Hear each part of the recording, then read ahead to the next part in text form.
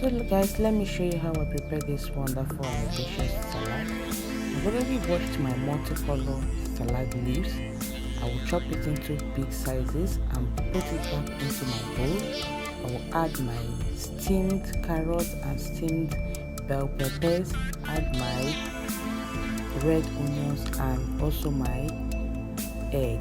I'll add everything together.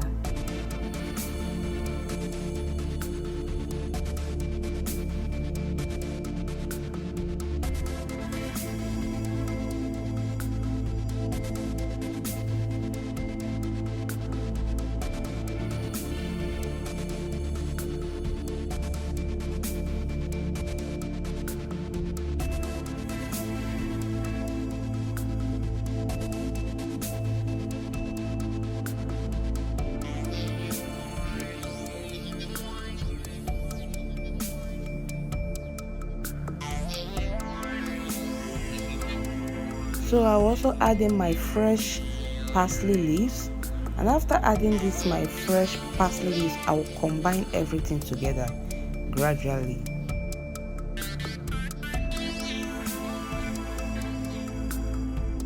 As you can see, our vegetable salad is ready to be used.